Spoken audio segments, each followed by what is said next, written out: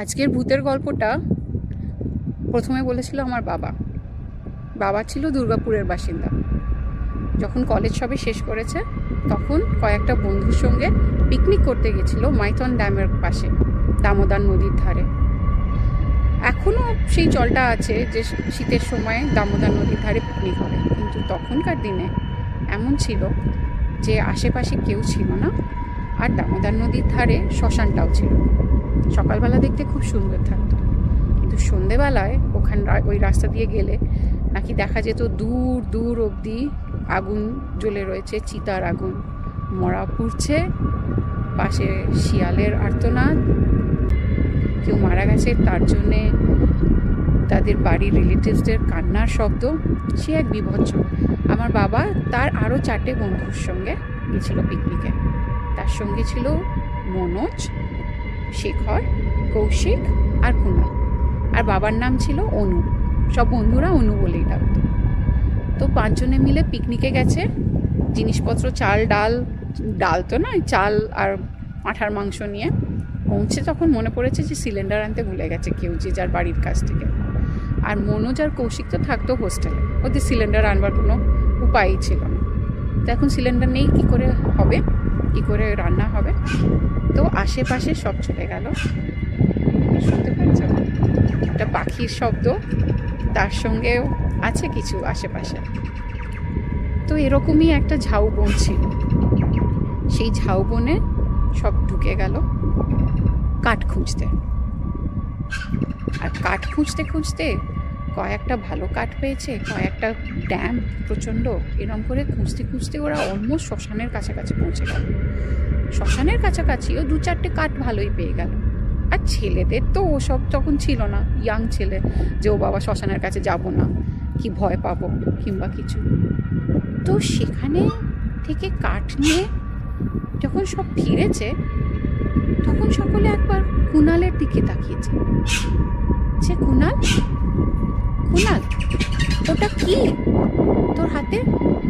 তখন কুণাল ঘুরে দেখে হাতে ঠিক নয়, ও কাঁধে একটা আধপোড়া কাঠ নিয়ে হাঁটছিল। সেই আধপোড়া কাঠটা আসলে কাঠ নয়, সেই আধপোড়া কাঠটা ছিল আসলে একটা মানুষের আধপোড়া পা। সেটা দেখেই ওরা ফেলে দিয়েছে। আর কিছুক্ষণের জন্যে একদম থরথর করে কাঁপছে যে কি একটা নিয়ে চলে এসেছে। কিছুক্ষণ পরে বুঝলো পিকনিকে ছেলেরা আনন্দে সব ভুলেও গেছে। গিয়ে আবার কুণাল গিয়ে হাত পাতা ধুয়ে নিল নদীর জলে, তারপরে আবার যা পিকনিক করে খুব আনন্দে সব বাড়ি ফিরে এসেছে। এবার সেদিন রাত্রির বেলায় মনোজ আর কুণাল, যারা কিনা হোস্টেলে একসঙ্গে থাকতো, মনোজ আর কুণাল রাত্রিরে ঘুমোতে গেছে। আর মনোজ একটা প্রচণ্ডভাবে দুঃস্বপ্ন দেখেছে। সেই দুঃস্বপ্ন থেকে যখন চিৎকার করে কুণাল বলে উঠেছে, দেখে সকাল হয়ে গেছে, ভোর হয়ে গেছে। আর ভোরে দেখে কুণাল পড়ে রয়েছে একদম রক্তাক্ত অবস্থায়। তার একটা পানি, হাঁটুর নিচ থেকে একটা পানি, আর কুণাল পড়ে রয়েছে আর মারাও গেছে। পুলিশ তো এলো, অনেক কিছু হলো। পুলিশ প্রচণ্ডভাবে মনোজকে জিজ্ঞেস করলো যে কি হয়েছিল রাত্রিরে, তোমরা কি নেশা ভাঙ করেছো যে তোমার বন্ধুটা এরকম করে মারা গেছে, ওর পা নেই, এই ওই তাই অনেক রকম। কিন্তু কোনো মতেই মনোজ মুখ খুললো না, মার ঢোর সব তো খেলো। তারপরে মনোজের বাবা খুব ইনফ্লুয়েন্সিয়াল ছিল বর্ধমানে, সে এসে মনোজকে ছাড়ালো। আর বোঝাই গেল যে কি যে আসলে হয়েছে কুণালের, সেটা কিছু কেউ বুঝল না। আর ইনভেস্টিগেশন চলতে থাকলো। এদিকে মনোজ একদম চুপ হয়ে গেল, কথা বলে না, কোনো কিছু করে না। আর সেই সময় একদিন আমার বাবার সঙ্গে আর আমার বাবার আর একটা বন্ধুর সঙ্গে, দুজনের সঙ্গে মনোজের দেখা হলো। জিজ্ঞেস করলো, কিরে কেমন আছিস, কি হয়েছিল? আজ অব্দি তো কুণালকে নিয়ে কেউ কিছুই জানলাম না।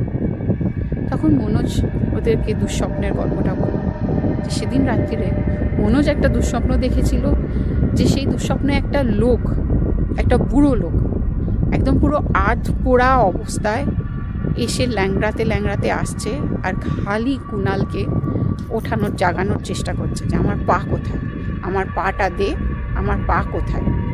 আর সেই ভয়ের মধ্যে কুণাল উঠে পড়ে বলছে কি পা, আমার কাছে তোমার কোনো পা নেই, আমার কাছে কিছু নেই, আমাকে ছাড়ো, তুই আমাকে আমার পাটা দে, আমার পাটা ছাড়া তো আমার সদ্গতি হবে না, আমার মুক্তি হবে না, আমাকে পোড়ানো যাবে না, আমার পাটা কোথায়, এক্ষুনি দে। তখন যতই কুণাল কাকুতি মিনতি করছে আর ভয়ের চোটে কাঁপছে সেই বিভৎস আধপোড়া চেহারা দেখে, কিন্তু মনোজ সেই স্বপ্ন থেকে যেন আর বেরোতে পারছে না। আর স্বপ্নের শেষের দিকে যখন সেই আধপোড়া মরা লোকটা একটা প্রচণ্ড ইভিল স্মাইল দিয়ে কৌশিককে কুণালকে একটাই কথা বলছে যে আজকে আমার একটা পা চাই, তুই যদি আমাকে আমারটা না দিস তাহলে আমি তোরটাই নিয়ে যাব। আর সেই দুঃস্বপ্নের পরেই মনোজ তখন কুণালের নাম নিয়ে উঠে পড়েছে, আর উঠে দেখে যে কুণাল এরকম করে পড়ে রয়েছে মাটিতে রক্তাক্ত অবস্থায়, একদম শরীরে আর কোনো কিছু নেই, প্রাণ নেই। আর তারপর থেকেই পুলিশ এসেছে। তো মনোজ একটাই কথা জিজ্ঞেস করেছিল যে এই গল্পটা যদি আমি পুলিশকে বলতাম, হয় আমাকে জেলেই সারা জীবন থাকতে হতো, আর না হলে পাগলা গারদে পাঠিয়ে দিত। এবার তোরাই বল, এই গল্পটা কি পুলিশকে বলা যায়? কীরম লাগলো গল্পটা আমাকে নিশ্চয়ই জানিও। আর for those who'd like to know the English version of it, do DM me and I'll send you the actual story. Take care. Bye.